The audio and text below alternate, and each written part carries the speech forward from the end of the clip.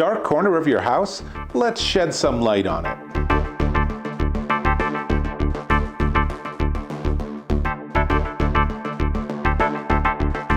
Dave Taylor here, and I'm talking about lighting in a dark corner of my front hallway. How perfect is that, right? So I got two different kind of lights from the same company, a company called Gladle, I guess that's how you pronounce their name, not sure. One of which is their floor lamp, which I've already assembled, and the other one is their Gooseneck Lamp, which I haven't yet assembled.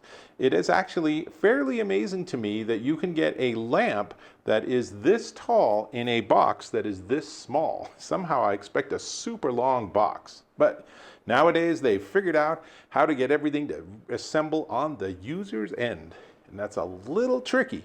So let's start with this one. This, let me turn it on, is, and then I can change brightness.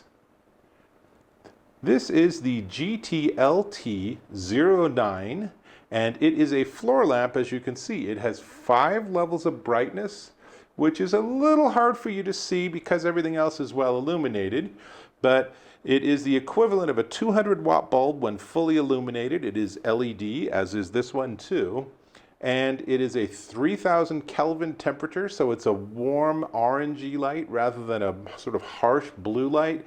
Much better for evenings, right? And a 50,000 hour bulb. That's pretty impressive. And it also tilts. Check that out. So you can tilt it, and then you can actually move it to point it in the direction you want. On the side, there are touch controls. So the bottom one is power, on, off. And the top one gives you access to all the different levels there. That's the brightest setting.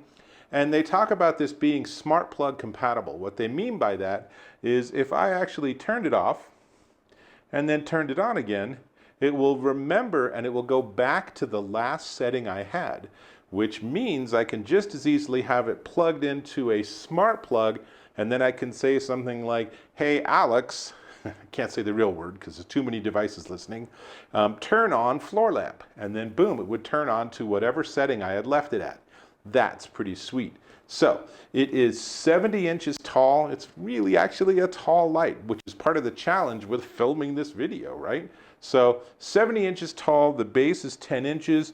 It's a pretty heavy, stable base. You can see that it's a tiny bit wobbly, as is the nature of this sort of architecture or design, but it's stable. It definitely doesn't feel like it's going to fall anywhere. Now, here's an interesting thing, is that the pictures, even on the box, show a stem that goes all the way down to the base and a wire that comes out of the base. But on this particular stem, the wire actually comes out about 2 inches from the bottom. So when I screwed all the pieces together, there was no way to get that wire to go under the base. So as you can see on this close-up, the bottom's a little bit messy, but on the other hand, so what? It's not like I'm going to be seeing this, right? More likely, I'm going to put this behind a couch or something. But still, I am curious what the deal is, because most of their photos of their product show a stem that goes all the way through and a wire that goes through the base, which I just can't do with this setup. So I'm going to reach out to the company, and if you read the description of this video, I will give you what they told me in terms of what the explanation is. So it is nonetheless a really nice light. I really like it. So comes in black or white. I'll get to the prices at the very end, because what I really also want to do is I want to show you how you build one of these, because it's really a nifty piece of engineering. So first off, it comes in a box, and you can see this is the gooseneck one, so the light itself is a little different. This is more like a reading light that you would have over your comfortable chair or something.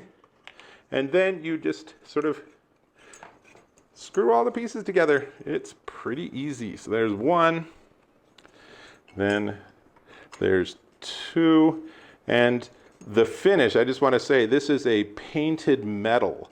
So it's a really nice finish. It does not look like some cheap plastic or something. And obviously this particular light, this is the GTLT005 gooseneck light. And this one is a little bit different design, and the controls on the stem are definitely different. Let's see what's happening here. I might have to turn this upside down for a moment. So again, we have that with the wire coming out the side, but this one, at least in the pictures, it's supposed to look like that, so that's promising. So now we have this, and then this is the power for the light, and then all we have to do is add the base. So let's see what's going on with the base. Here's the base, and it is small and thin and surprisingly heavy. And I believe it just goes ahead and screws on. Let's see what happens. See, now this base doesn't have any design that suggests that the wire should go through, so this is definitely all as I expect. I have it all screwed together, and this one is not as tall, so there we go. It is a nice gooseneck, so you can really sort of monkey around with the angles. And you can see, honestly, that's full assembly, and that took me, what, 90 seconds? So you can do it. You can build one of these lights. So let's see, I'm gonna just get the power. And they use different transformers, which is interesting. They're both 9-volt AC. I just happen to have a power plug here. So I'll plug this in, and then let's plug this into the bottom.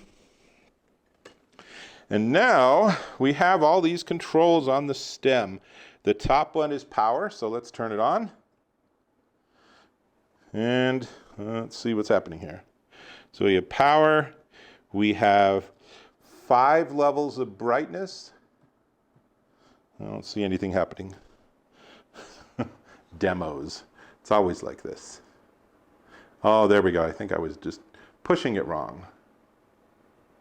Okay, so now we have the light on. I think I just need to learn the sensitivity of their touch controls. And then we have brightness.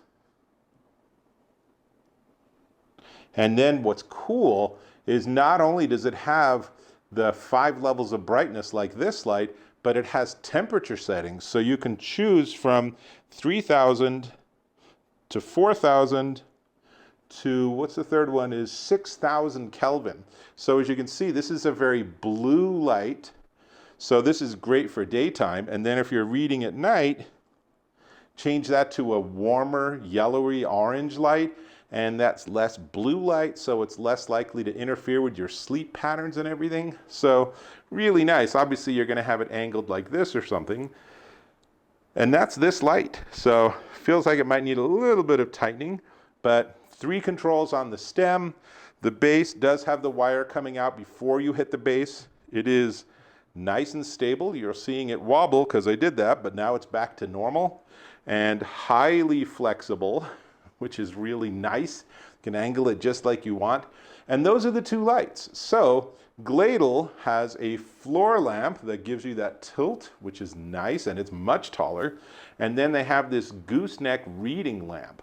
And they're both surprisingly inexpensive. They both come in black or white.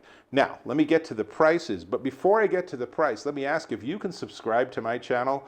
I really appreciate when you do that, and it's really a great thing for both of us. So, little red box on the lower right, click or tap, and boom, you're subscribed. Great.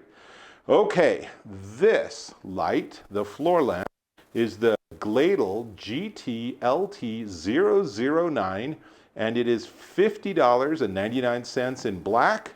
Or if you like white, it's $47.99 in white. Why they're different prices, I cannot explain.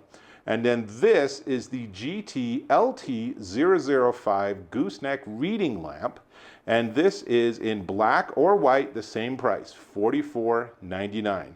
All of them are available on Amazon. And I'm very glad to get these into our house because we need some more light. And I need to get a little bit of illumination in this corner here. But otherwise, pretty nice stuff and super easy to assemble. Don't be daunted by the fact that it says customer assembly required. As you saw, pretty straightforward task. Anyway, that's all I got, so I'll hope to see you in my next video.